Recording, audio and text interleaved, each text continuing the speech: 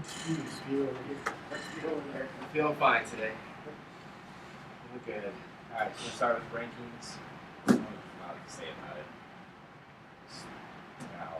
it. No, I mean, I think we were talking about maybe the top four. Yeah. Before they change, but how Notre Dame is going to be that fourth spot could be the right. And then you got there's some big games going on still that can kind of right. Just a quick look across the state. This is last week's game. Talk about Sean McGuire. Talk about Gators. How bad my is. Bowl projections. I'll just throw out my projection and you can comment on it. Which state teams are going to, and then we've got just a ton of games. We'll rush through the state ones. So there are a bunch of dogs. And there's 6 games with top 25 teams playing each other. Is that monitor on? It's on, yes.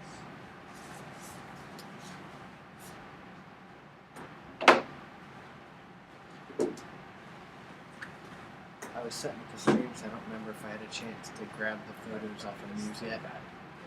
So we have to do that quickly once they come on camera. Yeah. Is that? I don't think that's in play anymore.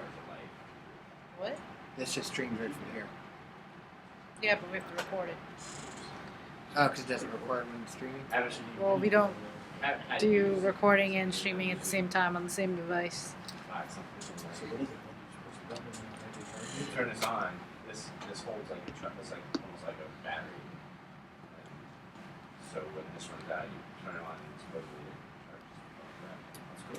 Yeah. I got a little Halo plugged into it. Yeah. It's a separate thing. I would love that. Charge tickets.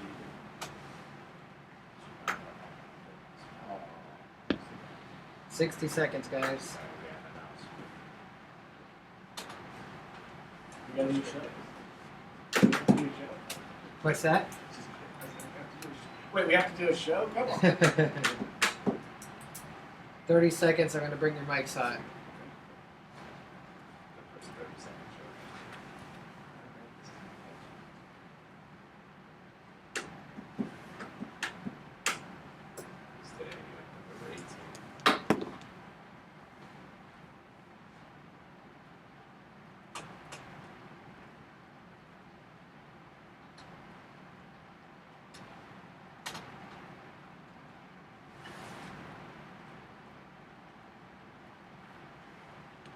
Hi there, and welcome to College Football Now. I'm Brant Parsons. With me, as always, National College Football writer Matt Murschel. A November 18th edition of College Football Now, and I have to tell you, Matt, hit me this week. Next week's Thanksgiving rivalry games start this weekend. It's going so fast, but that means also that we're up to the third release of the college football playoffs that came out last night. Not a lot of surprises in this one. Top 4 stayed the same. Clemson, Alabama, Ohio State, Notre Dame, Iowa State at 5. Oklahoma State moved up to 6. You have Oklahoma in there, Florida now at number 8. Michigan State and Baylor rounded out. You had to wait around a while for this one last night because they sandwiched it in between college basketball games. But there wasn't a lot of intrigue going into this because we didn't think it was going to change.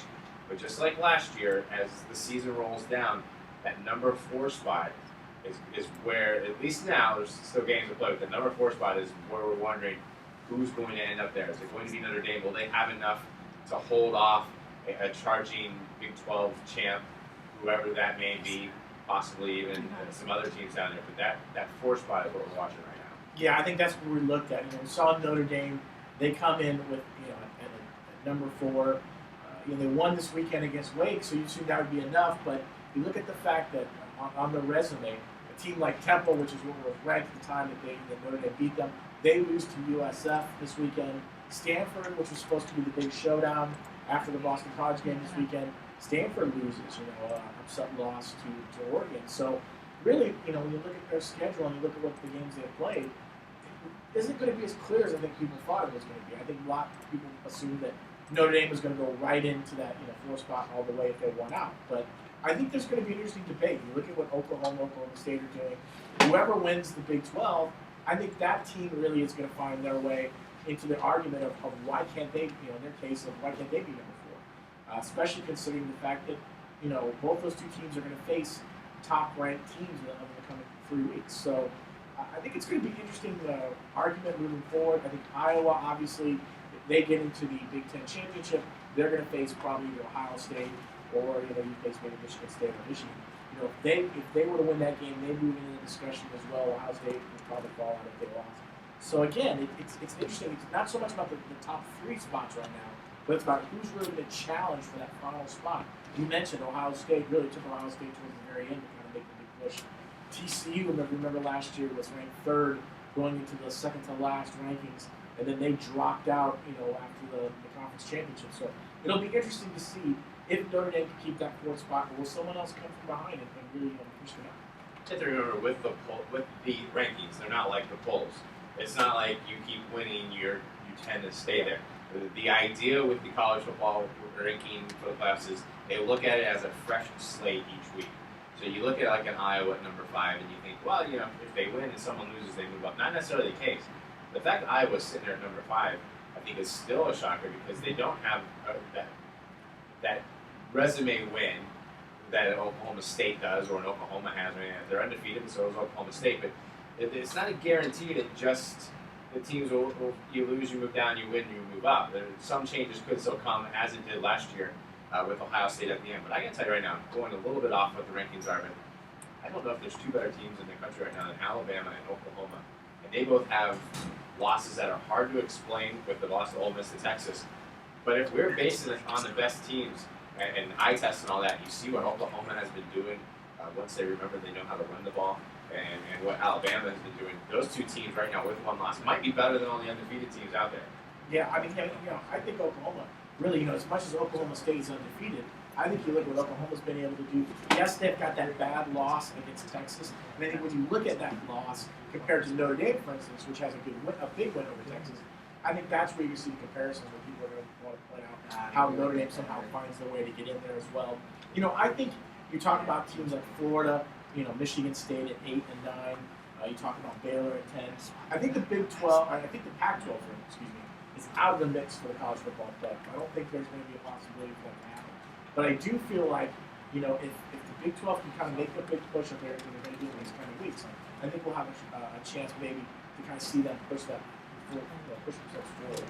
So, again, we talk about this a lot. These rankings come out each week. They're really getting better and better. So I think we'll end up seeing who kind of can find their way into the mix in the 5, 6, 7 spot in the next week. Big games again this weekend, Ohio State and Michigan State. So I think that's all changed. Huge games this weekend, 2 big games in the Big 12. Before we move on to the rankings and start talking about the state, number 18 in the rankings, the University of Florida Gators.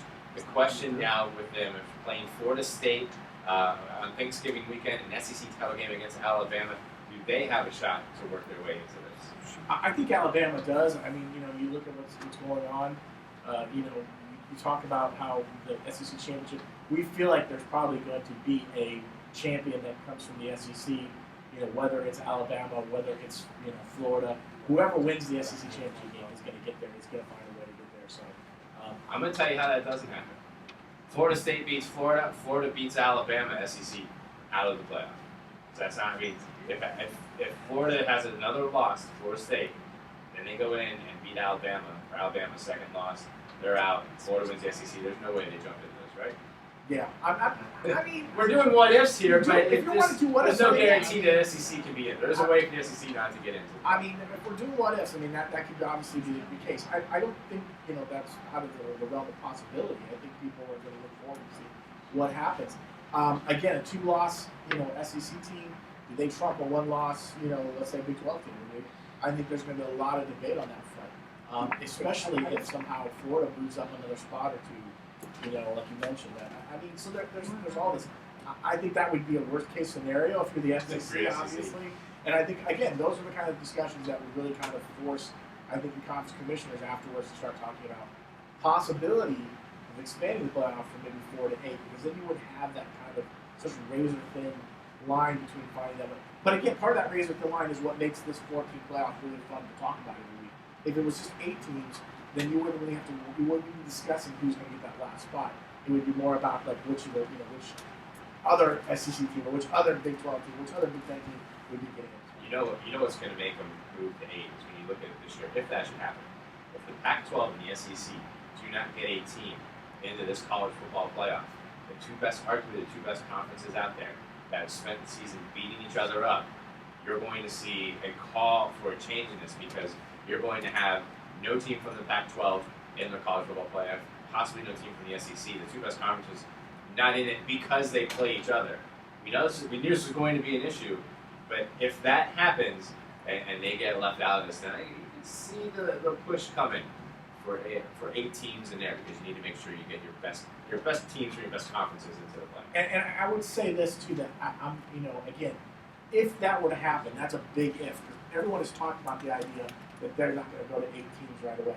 It would probably have to take place in the next 2 years because the contracts are all signed and ready to go and they're all in place. But I think the New Year's Six bowls, some of those bowl games are only for 6 years, not 12, like the playoff bowls were. So I think you would have to do that. It would have to be the next couple of years.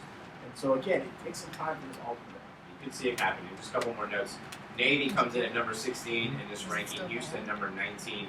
Right now, if the season were to end today, Navy would be the group of 5 team in the New Year's tables, which would create a whole other issue, which we're not going to get into yet because it's complicated and maybe a little premature to get into. But they have a game after the rankings come out against Army, so there will be some nervous announcements maybe wait on that. This is something that was discussed in the preseason. Was this idea that if Navy was in the mix, how would that impact with them having to play Army? They don't want. We talked about this before. They don't want to move that Army game. They want to continue that tradition. So it'll be interesting to see if Navy can survive. They've got a big showdown against Houston as well. And if they beat Houston, they'll go to that American Conference Championship. That gives them another opportunity as well. But if they survive, that's going to be it's going to kind of change things up. We may not know the New Year's Six bowl lineup officially until after the Navy beats Yes, the week after, the Saturday after everything comes out. Let's look back last week just real quickly. Florida State played NC State 34-17 in this one. It's time to welcome in the Sean McGuire era. Everett Golson, I think the experiment is over at Florida State. NC State came out in this one, jumped out to a 17-7 lead in the first quarter. Golson had 3 turnovers. He fumbled the ball on the first play. After a short touchdown drive, he threw 2 interceptions and was pulled from the game. Sean McGuire came in, led to FSU to points on his first 4 drives, 2 touchdowns, 2 field goals. He ended the day with those 2 touchdown passes. Dalvin Cook, 2 touchdown runs as Florida State finished the game on a 27-0 run to knock off NC State, complete their ACC season this year, 6-2. Brendan and I spent a lot of time talking about this. I'm just going to ask you this real quick. Everett Golson, was this experiment a success, a failure, somewhere in the middle? Now that it looks like we're moving on, Sean McGuire named the starter, the Everett Golson era at Florida State. What do you take from that? Well, I think it depends on who you ask. I guess if you're looking at the idea of is it a failure or success for Florida State, I think you have to say it's a failure for Florida State because again, you bring in a guy who the anticipation was I bring in this guy for 1 season. It's a one-hit wonder. We got to go out and we're going to win games. We've got to win the ACC. We've got to compete for the college football playoff. That didn't happen. So again, you've got to say that really wasn't successful. If you look at it from Everett Golson's camp, maybe it's not a failure because you went to Florida State. You wanted to get your best opportunity to kind of improve your game, get ready for the NFL. You obviously being able to do that with Jimbo Fisher. Jimbo Fisher's offense is very similar to what people are talking about as a pro-style offense. That helps them out. 14 interceptions in his career in the month of November. I'm going to put it right in the middle because I think that there may have been some that thought that Golson could come in and elevate a young team to maybe a better season, compete with Clemson perhaps. But at the same time, he's a bridge. He's a bridge from Jameis Winston to some of the young guys they have in there. But then what's the point? And they didn't. But you just need a quarterback. And for whatever reason, they did not feel coming into the season that Sean McGuire was a good enough quarterback to lead the offense. They needed a guy in there for a year. DeAndre Francois, he's a redshirt this year. He'll be a redshirt freshman next year. They were looking for a guy to be able to help them through the season, and they brought in a guy. But I don't buy that. I mean, what's the point? I get it. You needed a guy to bridge, but you had Sean McGuire right there. I mean, the point they is, obviously didn't think he was good enough. Well, then that's on Jimbo Fisher. Then agree. I mean, don't coddle Jimbo Fisher. He made a bad decision. If he wanted a guy and felt like Sean McGuire wasn't able to get the offense to where it was going to be, and they weren't going to be able to win games, I mean, then that shouldn't have come. Then Everett Golson should have been there. Now, if he thinks Everett Golson comes to the program and helps bring them something to that team and helps make them better, I understand that. If he wants to give Everett Golson an opportunity, I understand that too as well. But I'm not going to sit here and say it's a success, because it was a bridge between this and that. I'm saying it's right in the middle. Jimbo Fisher is a FBS college football coach. His job is to win games. And if you bring in Everett Golson for the sake of I got a bridge from this year to this year, then I think that's a bad precedent. And we're not saying that's what's happened, but we're saying that's what it looks like at this point. I'm sure when he had Everett Golson come in, he felt like he can get in there. And Golson's, you look at his pedigree, he did take Notre Dame to a national championship 2 years ago. So I think there is a little bit. I just don't necessarily believe that Everett Golson fit what Florida State was doing offensively. I think Sean McGuire probably at this time was a better. And I think in the long run, we've seen Jimbo's just more comfortable with McGuire running an offense, and it seems the players are more. They don't go out and say it directly, but if you listen to the quotes, hear the kind of the inflection, they like playing for McGuire maybe a little bit more than Golson. He knows the offense. He's embedded there, and now he's a starting quarterback. And that first quarter against NC State was about as bad a football as I've seen from Everett Golson, from anybody out there. It was just... And again, I think it goes to this idea, and we talked about this before the season with Golson, was I think when you try to do too much, when you try to go out there and you want to try to win the game and you're going to try to throw make those throws that you're making, I just don't think they were there, and I think he made some bad. One of those interceptions was a tip ball that got tipped up, and it was an interception you can't get back. But again, the fumble, the pressure's been there. I don't think he's had a very comfortable time in the pocket, and we saw that. I think McGuire gets rid of the ball a lot faster, and I think we saw that downfield where he was able to take advantage of that. And that offense just started to click when McGuire came in. First game all season, FSU had 3 wide receivers with at least 6 catches. Tells you a little something about how McGuire was distributing the ball. Florida Gators, they've already won the SEC East on Saturday. They were finishing up their SEC schedule with a visit to South Carolina. They had not had recent luck against the Gamecocks. They dominated this one for 3 quarters, led 17-0 heading into the fourth quarter. South Carolina just 44 yards in those first 3 quarters. They turn it on at the end, though. They make it 17-14. Florida faced 3rd and 8 when Kelvin Taylor went 53 yards to the 1-yard line. Scored on the next play. That was the final, 24-14. Florida still trying to figure this team out, but they keep winning, and that's all that matters at this time of year. 404 total yards. South Carolina only 201 total yards. 2 things come out of this game. 1, how did South Carolina beat North Carolina? But 2, this Florida defense is going to carry them. And Trayon Harris showing signs sometimes of getting it and sometimes not. But other than that fourth quarter when South Carolina made it close, this was a dominant game for Florida.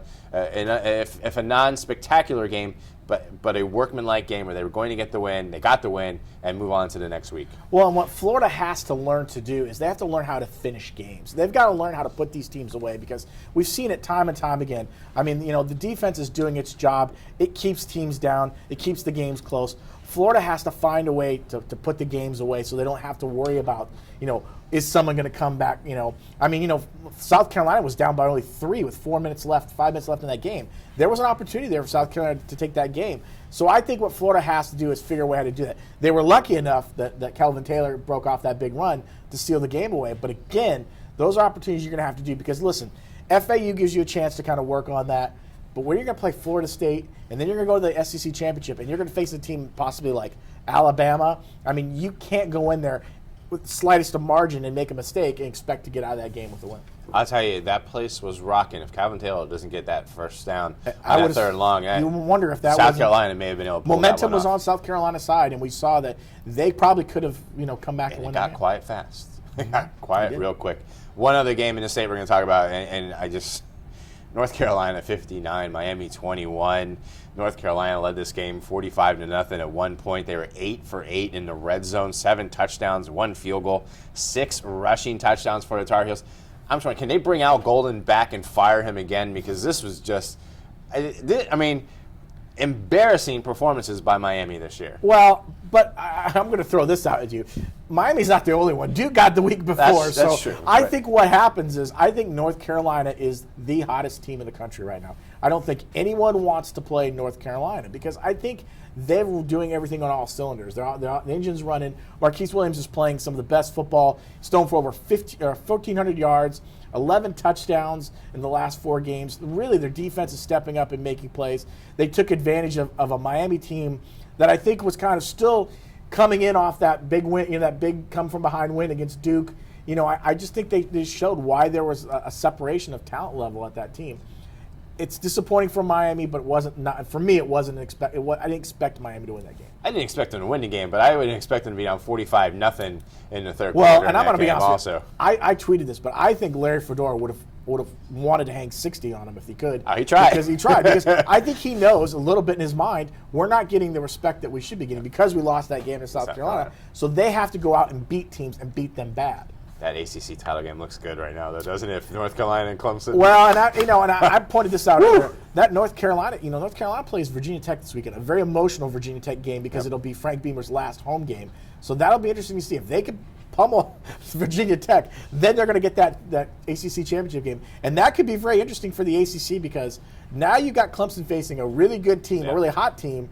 I think that'll be a definite draw, especially for a lot of TV eyes. Before we get to the picks this week, 4 in-state games, 6 games nationwide involving top 25 teams. We want to look at bowl projections. Yeah. That's what I spend some time on. Spend way too much time on, so my wife probably thinks, but spend a lot of time on bowl projections. And the questions that I'm always asked, who's coming to Orlando and where are the state teams going? So I'm going to throw out to you my picks, and then you can tell me how off base I am. There's 3 bowl games in Orlando. We're going to start with the Cure Bowl. It's the first bowl game of the bowl season. Kicks it off on December 19th. I have Temple coming down and facing Georgia Southern. This is American versus Sun Belt game. And I'll be honest, these games are tough to pick. Like, this game's really tough to pick because there's so many moving parts. But a Temple-Georgia Southern game lines up for a pretty good inaugural version of the Cure Bowl. Oh, yeah. I mean, think about this. You got a Temple team which was ranked this season, which was undefeated, 7-0 at one point, 8-0 at one point before they lost to Notre Dame. I mean, they're still in the mix, for the American East Division if they can find a way, to continue to win games out and hope, South Florida struggles. So would be a great matchup. Matt Rhule's done an amazing job with Temple. I think having them come down here to Orlando in December, mid-December with the weather, I'm sure the fans would love that as well. And I think Georgia Southern's an interesting team because they're a team that just, 2 years ago made the move up, to the FBS. They do an amazing job. They have one of the better running backs in the country that people really aren't talking about when you think about Georgia Southern. And we saw what they were able to do a couple of years ago against Florida. So people know who Georgia Southern are. So this would be a good, attractive matchup for the first inaugural game because I think, again, you're going to get some fan bases around the East Coast that are going to be here as well. And really, this one, there are 5 teams from the American. You could toss in here 4 teams that are going to make it from the Sun Belt. That's who we're going for now. The Russell Athletic, a little bit more intriguing of a game. It's ACC versus Big 12. Takes place on December 29th at the Citrus Bowl. And right now I have Florida State coming to Orlando and facing TCU. And now the thing with Florida State, and the question is on this, it lines up, assuming everything plays out. And right now I think Florida would be favored against Florida State. Florida State, if they finish where they are in the ACC, where they are in also in the rankings, they would come to the Russell. If the Big 12 played out right now, TCU would be here. Would Florida State come to Orlando for the Russell Athletic Bowl, spring game, and then season opener next year? Is that something you could see happening? I think it can, obviously, because I'm projecting it that way. It's 3 different entities. It's a bowl game, it's a spring game, it's a regular season game. But that'd be a lot of time for Florida State spending in Orlando. Well, I don't think that's a problem, honestly. I think there's a big Florida State fan base in Central Florida, so I feel like there would be a lot of fans who would come to this game, even though, maybe it's not the game that they thought originally they wanted to go to. Maybe they wanted to go somewhere else. But, I mean, Florida State always seems to do a good draw. We saw what they did a couple of years ago when Notre Dame was here and they took on Notre Dame in the bowl game. It was a sellout game for the first time in a while. So that really provides them with a good opportunity. Plus, you throw in the mix a TCU team, which has been one of the better teams the last couple of years. Exciting. You got a guy in Trayvon Boykin who is possibly going to, is in the outside, I guess, mix now, looking about the Heisman Trophy against a guy like Dalvin Cook who could possibly be in the mix in the Heisman Trophy. So you have a lot of fireworks that could go there offensively.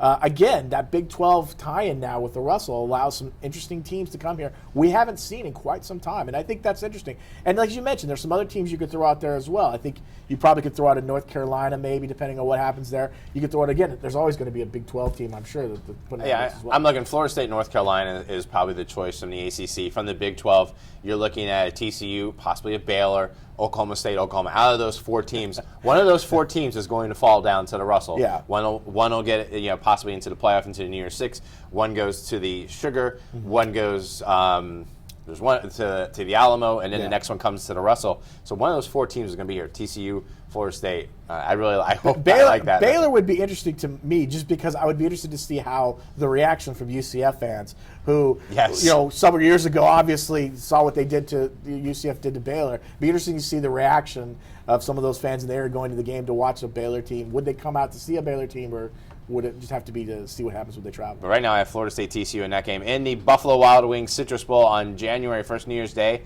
This is a good one, too. It's Big Ten versus SEC. Right now I'm projecting Michigan to play LSU. Now, there's a few tie-ins on this one. Michigan State, Michigan could be the Big Ten teams coming down. SEC, it's a pool. It's hard to pick who they're going. You get in that middle ground. You have LSU as a possibility. Ole Miss as a possibility, Georgia as a possibility, but I like the thought of Leonard Fournette coming down here, playing against Jim Harbaugh. I mean, I'm looking at these. My bowl lineups for Orlando right now are really exciting. Well, I mean, you look at that game. I mean, think about it, first of all. And then you throw in the fact that Les Miles, former Michigan guy whose name's always come up for that Michigan job, it seemed like, for the last couple of years, he may be on that opposing sidelines. Talk about coaching. You look at Jim Harbaugh, you look at Les Miles. I mean, you talk about 2 guys who are the more profiled coaches in college football right now, having them there as well. I think that would be a tremendous game. I think it would do really well because, again, I think you see a lot of Michigan fans who would travel down here. People are surprised when I tell them, when I go across the country, that Orlando is a really big Big Ten country. Yep. I mean, there's a lot of Big Ten fans here. And whenever the Big Ten comes here, we usually see a pretty good spike in fan base, fans coming down to take part of it. And I think that would be an interesting game. I think they would love to see that as well. Again, the Big Ten, you talk about Michigan. Michigan State's been here before. If that were to somehow come around as well. Iowa, I don't know if Iowa would be one of the teams in the mix if that were to happen. But if Iowa makes it to the Big Ten title game and loses, they would go be to the Rose Bowl. But I mean, there's a chance Ohio State comes down here if they lose to Michigan. So there's some situations where you got some teams like that. And then, as you mentioned, you look at the SEC. There's such a talented pool of teams that could be there. I think whatever team comes there, pretty much, you'd see a big fan base and a good game as well. All right, I'm going to ask you to put on your soothsayer's hat. You're going to become Kreskin for us. There's probably nobody out there that gets that reference. All you youngins out there, who's Kreskin? I'm going to give you some scenarios for four teams from the state that are going to a bowl game. I'm going to let you pick where you think they're going to go. We're going to start with the Florida Gators.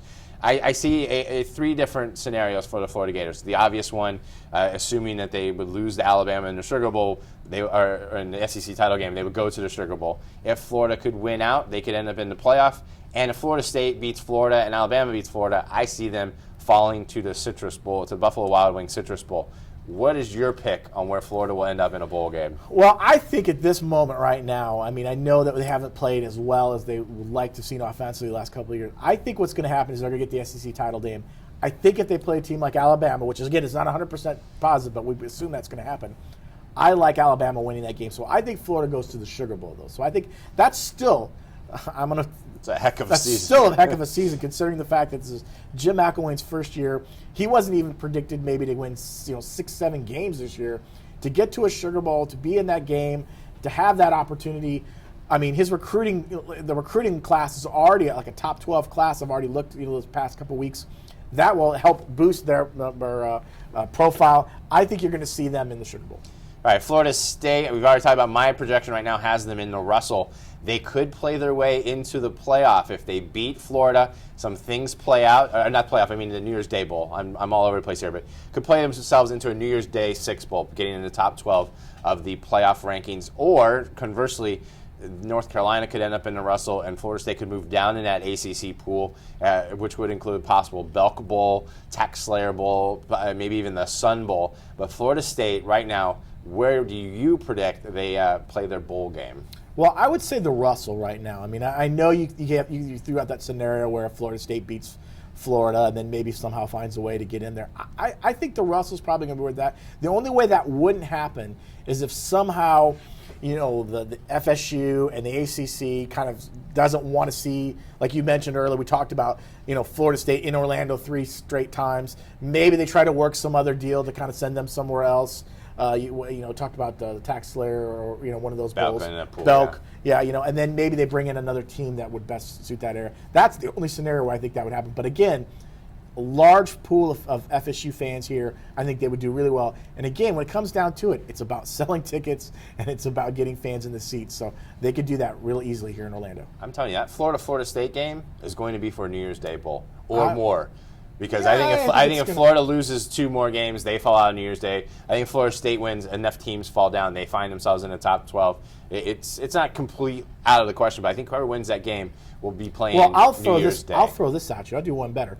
Let's say Florida State, and I know we're getting off track a little, but let's say Florida State beats Florida. So Florida's going to drop out. Let's say that they'll drop out of the top 10, okay?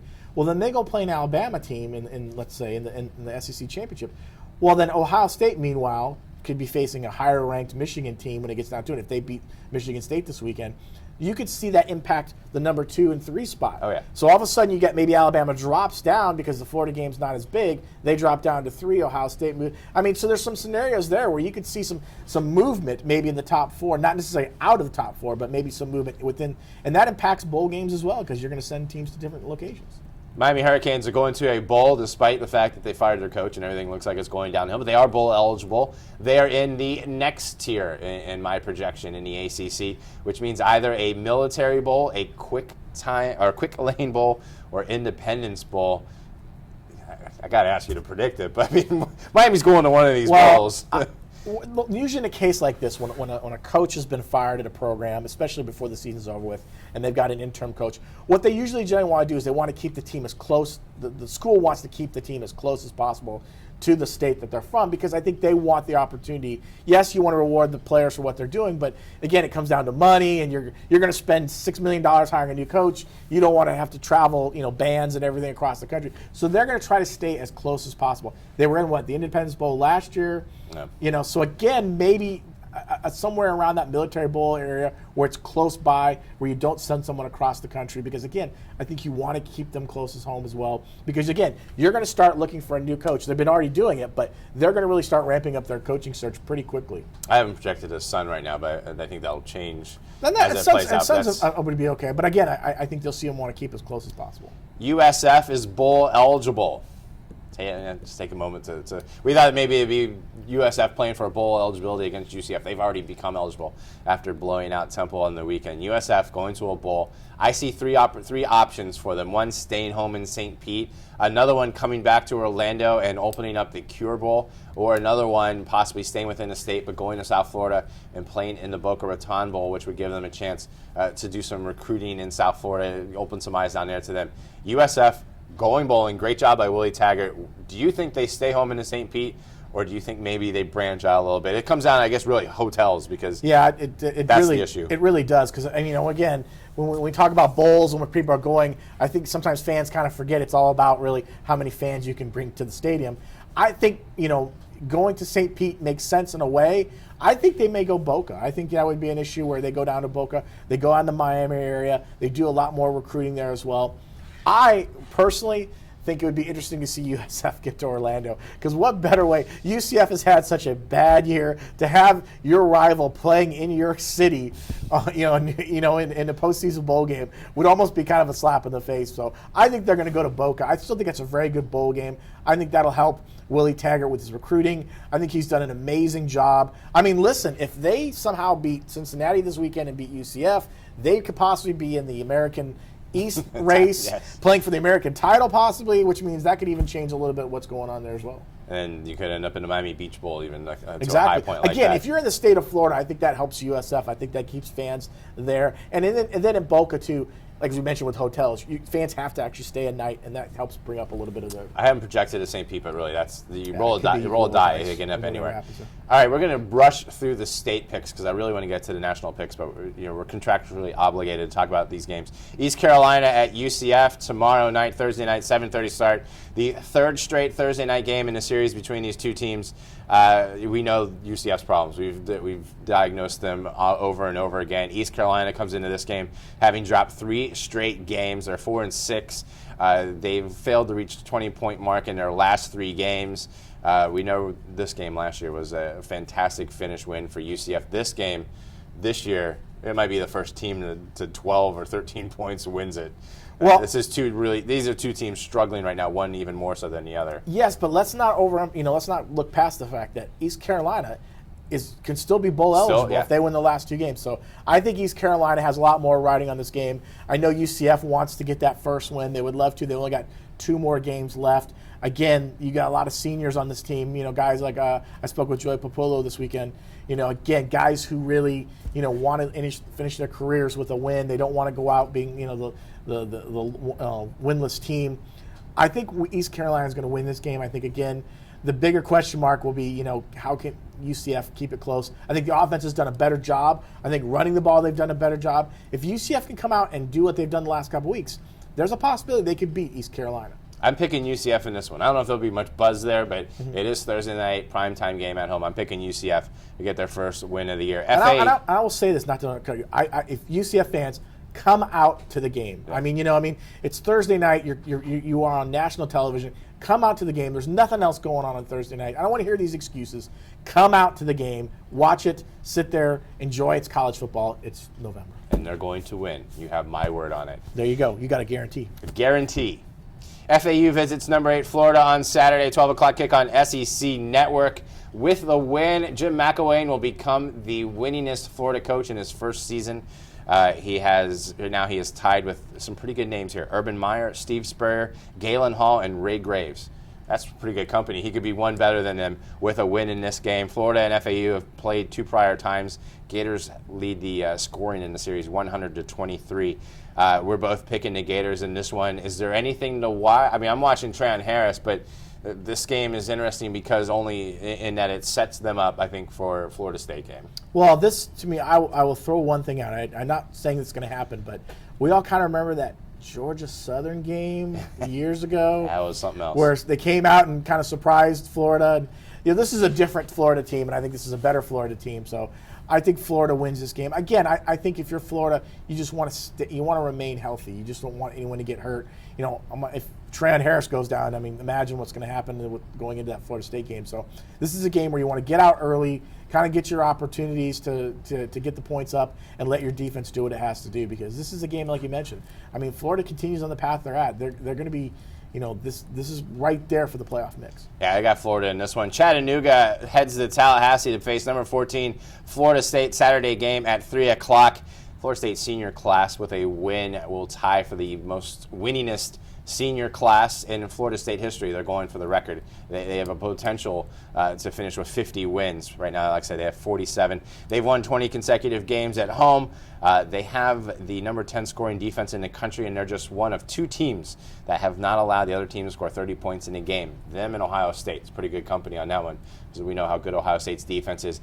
This game, again, much like the FAU game, even maybe more so, you expect a runaway in this one. Florida State positioning themselves for that Florida game, and a chance just to see Sean McGuire now officially the starter. He's not starting for an injury. It's not a spot start. He is the guy that's going to lead this team the rest of the way, barring injury. So watch Sean McGuire in this one, see how he handles his starting quarterback duties. Yeah, and I think that'll be the key. I also think to watch Dalvin Cook, because I think he's still in the mix. I think for the Heisman Trophy, he thinks he should win it. Yeah, he thinks he should win it. And good for him. I think I should win it too. But you know what I mean. If he has a big performance on Saturday, I think it definitely keeps him in the mix as well. So, but I want to, if they're up big, I can't see Jim Fisher wanting to keep him out there very long. You want to keep him healthy, get him ready for the Florida game. And in a game of teams that just haven't lived up to their own expectations, Georgia Tech visits Miami Saturday, 12:30. Georgia Tech won last year's meeting 28-17. Miami has won 5 of the past 6 meetings, and they've beat them all 3 times they've played in South Florida. I was looking for something good about this Miami team, and I'll tell you, their kicker is one of the best kickers in the country. I'm not making this up. Michael Badgley, he has made 19 field goals. He has made the most field goals in the FBS this year, 2.11 made field goals per game, which also shows you the red zone issues Miami has had. But Georgia Tech comes into this game. 5 of their 7 losses have been one-score games. They've been in almost every game that they've lost with a chance here or there to get the win. Of course, they did beat Florida State in one of those one-score games. This one, it's tough. Anytime you play Georgia Tech, it's tough. But can Miami, licking its wounds again after another embarrassing defeat, can they beat Georgia Tech at home? Well, I think they can. This is not a very good Georgia Tech team. It's amazing to see how far this team has fallen from last year, from being in the, from getting into the ACC championship game to where they're at now. They lost a lot of talent in offense, especially in the running back situation. But I think Miami will come back. I mean, obviously there's a pride factor. Losing to North Carolina the way they did, I think they would love to come out and win that game. So I've got Miami in it. I'm taking Miami in this one too, and I believe they're a better team than what they've shown in a couple games this year. They get them at home. Georgia Tech struggling, injuries. It's been a long season for them. I'm going to take Miami in this one. 6 games across the country involve two top 25 teams playing each other. We're going to go through each one, starting in the Pac-12.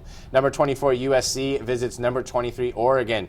3:30 start on ESPN. Oregon coming in fresh off an upset win over Stanford. USC, despite all the turmoil, they control their own destiny in the Pac-12. They win out, they're in the Pac-12 title game. If Cal beats Stanford and Oregon wins out, Oregon is in the Pac-12 title game. So the two teams earlier this year, everything seems stacked against them. They've played themselves back into it. Royce Freeman is having a fantastic season running the ball for Oregon. Vernon Adams has come on and is playing well, better as a quarterback. He's healthy now, which is helping at Oregon.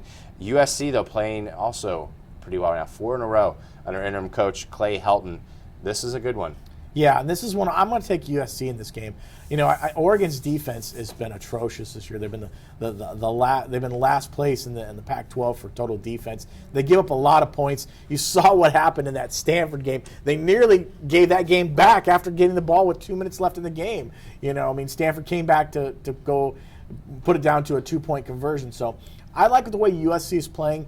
Obviously Clay Helton comes in with that situation as interim head coach. He really wants the opportunity to be named the head coach. I think that the players are playing for him. I think you've seen they're playing a lot better football. I think this is a game where if they could beat Oregon, as you mentioned, they're right there in the Pac-12 title game. So I think that's something that would definitely help them out, and I think that's why USC is going to win this game. If USC plays themselves into a Pac-12 title, it's going to be really hard to not give him a strong consideration for that job. Well, Clay Helton's going to have to do something, really that Ed Orgeron didn't do when he was interim head coach. He's got to beat UCLA. If you beat UCLA, because UCLA's won the last 2 games, if you beat UCLA and then get to the Pac-12 championship, then I think we start seriously considering him as a candidate. Tough road for USC. I've got Oregon winning this one. I'm going with the home crowd at Outson Stadium, just giving Oregon just an edge. But I don't know if either team will stop the other one. Number 20 Northwestern visits number 25 Wisconsin. 3:30 kickoff Saturday on the Big Ten Network. The last time Northwestern beat Wisconsin on the road was in 2000. You remember what you were doing in 2000? It seems so long ago. They won. Working here, I think. Yeah, I think I was. Double overtime. 47-44 Northwestern. Their main guy in this one, Justin Jackson, he had his second straight 100-yard game last week. He has 6 this year. Wisconsin, they lead the nation in scoring defense. They've only allowed 12.3 points per game. And if you take out the 35 points they gave up to a good Alabama team in the opener, they're giving up less than 10 points per contest. This Wisconsin defense is become their signature this year, and they get Northwestern at home on Saturday. Yeah, I like Wisconsin in this game. I mean, I think they had a week off. They had a bye week last week. And I think they come back, refreshed, ready to go. I know Corey Clement's not going to be featured in the game. He was injured. But I think you look at what Northwestern did. Northwestern struggled against Purdue last week. I watched a little bit of that game. I think Wisconsin's going to win this game. I think they're going to make a big push. I like what Northwestern's been able to do. They bounced back from a 5-win season last year. But I just think this is a game that Wisconsin takes. Yeah, I just at home with that defense. I like Justin Jackson a lot, but I'm picking Wisconsin in this one. Number 15, LSU visits number 22, Ole Miss on Saturday, 3:30 kick on CBS. LSU won the meeting between these two teams last year, 10-7. And I'm just going to give you a couple stats here that fascinate me. They've only lost 2 straight games 3 times in the Les Miles era. Right now, they're on a 2-game losing streak. The Tigers are the only team in the SEC without a losing streak longer than 2 games since 2005. So in the last 11 years, they've not lost more than 2 games in a row at all. They're a victory away from having their 16th consecutive season of 8 wins or more. And Les Miles is on the hot seat. I mean, what do you got to do these days? Well, I mean, I think you look at what the potential this team had, the really hot start that they had, and you look at what happened with Leonard Fournette. Everything was looking great, and then they ran into that Alabama team, and it just kind of the wheels fell off after that. Losing to Arkansas really kind of started putting pressure on it. And I think there's no question mark. Last year LSU had a down year, and a lot of that was kind of put on the idea that a lot of the talent left early. They had a lot of juniors head off to the NFL, and seniors, and so I think the team was depleted a little bit. But Les Miles does a great job recruiting. Again, you mentioned Leonard Fournette being there as well. So I think, again, he's probably going to be on the hot seat a little bit, but I think they win this weekend. I mean, this is a game that I think that they need to bounce back. I think there's obviously a concern, and as you mentioned, that they don't do a lot of 3-game losing streaks. Ole Miss still has a shot to win that SEC West because if they win out and Alabama loses to they Auburn, do. it's possible, but I mean, they're playing for that. But I'm picking LSU in this one. And if there's one knock that you can put on Les Miles is the inability to have a good quarterback there, and it seems to be a struggle. And Brandon Harris has been serviceable at times this year, but the inability year in, year out to be able to put a good quarterback in with all the other talent that they have at LSU. If you're going to nitpick, and you're really nitpicking if you're giving the business to Les Miles here, that would be my only thing is he hasn't really been able to find those quarterbacks to take him over that. And we saw the weakness of LSU is their run defense because we saw that against Alabama. Derrick Henry took advantage of that, and Arkansas was able to do the same thing as well. Ole Miss struggles with the running game. Yeah, they're more of a passing game, so I'm taking LSU in this one. Number 18 TCU visits number 7 Oklahoma. It's the primetime game on ABC, 8 o'clock kick. The Sooners this year, they're 3-0 against AP-ranked opponents. In the Big 12, only two other teams have a win, Oklahoma State and Texas. One of those was beating Oklahoma. Baker Mayfield, we were going to talk about him earlier. We skipped over it. He's now in a Heisman talk because he's playing so well for Oklahoma. He completed 71% of his passes last week, 3 touchdowns in the rain against Baylor. He rushed for another touchdown. This game features Mayfield and Trayvon Boykin. Both of them this year have 7 games where they've thrown for at least 4 touchdowns. Just insane. And the other thing that I mentioned this earlier about Oklahoma that's really impressed me, they've remembered that they can run the football. In their last 5 games, they're averaging 284 yards running the ball, along with everything they're doing passing right now. I think Oklahoma might be playing the best football right now in the country. This will be another test as they get TCU at home. Yeah, and I think this is a game that Oklahoma wins. I mean, I think Trayvon Boykin's banged up a little bit. I mean, he's going to play, I'm sure. But, I think you look at what Oklahoma's been able to do, getting that big win over Baylor. That was kind of the whole reason that, I think Bob Stoops took a step back in the offseason and went through and rebuilt this coaching staff, really brought in a bunch of different coachings, made some changes, brought in Lincoln Riley to be his new offensive coordinator. We saw what that's been able to do. Made a change at quarterback, brought in Baker Mayfield. He's been spectacular. You mentioned their running game as well.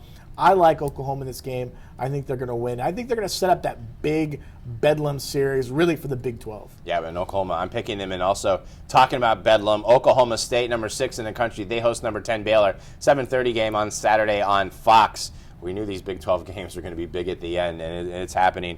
Cowboys struggled last week, but they did rally to beat Iowa State 35-31. This game involves the number 1 scoring offense in Baylor, the number 7 scoring offense in Oklahoma State, and in total defense, Baylor, number 72, Oklahoma State 61. If you're one of those mascots that does push-ups for every point, you're going to be hurting when this game's over because there is going to be a lot of points scored in this football game. Yeah, there really is. And this is an intriguing game to me because, I think obviously Baylor's a little wounded coming off that loss to Oklahoma. I think they're a little angry, coming off. And I think they look at this idea that everyone has written them off now, that they're not even going to be a factor in the Big 12. So I think they would love to have the opportunity to show up, against an Oklahoma State team. I'm not, Oklahoma State is playing really well, but it's one of those teams that I'm not quite sure if everyone's kind of looking past them because I don't think they've done anything. Yes, they had the big win against TCU, but, that was in Stillwater.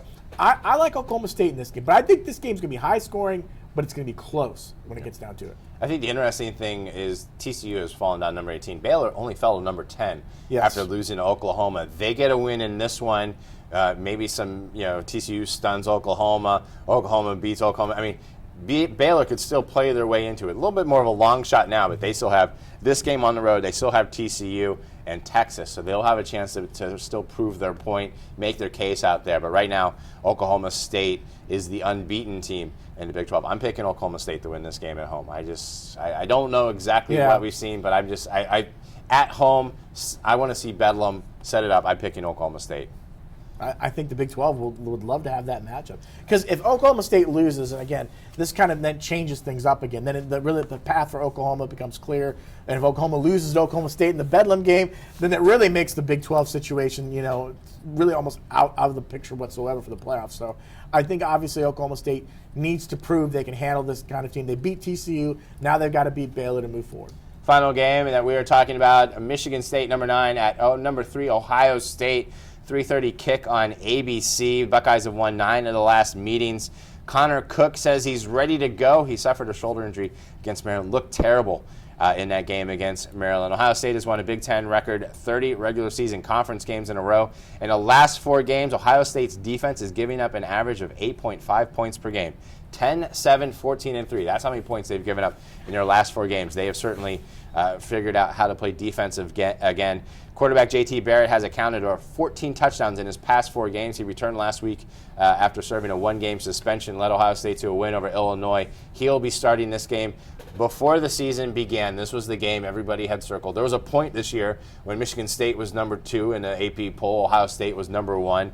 Ohio State has dropped to number 2 in the AP poll. As we know, they're number 3 in the college football playoff rankings. Michigan State has struggled with some injuries. They got lucky against Michigan, not so lucky against Nebraska, so they're coming in this game with 1 loss. A lot still on the line. The Big Ten East still up for grabs, but this was the game we were waiting for all year. I don't know if it will live up to it if on Michigan State side, just because of injuries and how they're depleted at some spots. But this was a game that I know a lot of people were looking forward to, and here it is, College game day, Michigan State, Ohio State, the Buckeyes' first test of 2015. Yeah, I can tell you, being at the Big Ten media days back in July, that Connor Cook and all the Michigan State players, this was the game that everyone kept asking them about, and they were trying to do their best to kind of put it aside that every game is important, but this is the game that everyone really was talking about. Everyone wanted to see as well.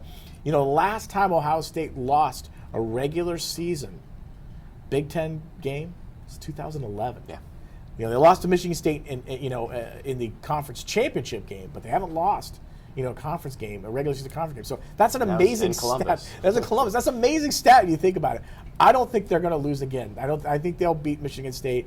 I think if Connor Cook was 100%, I don't buy. I'm sure he's trying to tough it out. If he was 100%, I'd say maybe it's a little closer. I like what Ohio State is doing right now. I think they'll beat Michigan State. Then they move forward to that wonderful Michigan game, which really has a bigger impact moving forward on that whole idea of winning the conference championship. When we came into the season, Ohio State, Michigan, we know it's a rivalry, but we didn't expect Jim Harbaugh to do what he has done. This was the game that was circled. J.T. Barrett is the difference maker. Mm-hmm. Yeah. You saw it in the offense last week. Illinois is a good defense. So for Ohio State, and people say, they're not running up the score. They scored 28 points on Illinois. That's a pretty good job. But you could see just the offense, the way it clicked better under J.T. Barrett. This is at home, in the shoe, in Columbus. Ohio State wins this one, sets up that game against Michigan. And let's not forget about what Ezekiel Elliott has done. Again, we talk about him week in and week out. He has a tremendous season. He's rushed for over 100 yards, 15 straight games. I mean, he's definitely the difference maker in a way when it comes down to getting him the ball. I think I was talking with you beforehand. 64% of his rushing yards happen in the second half. He wears teams down. He's going to try to do the same thing against Michigan State.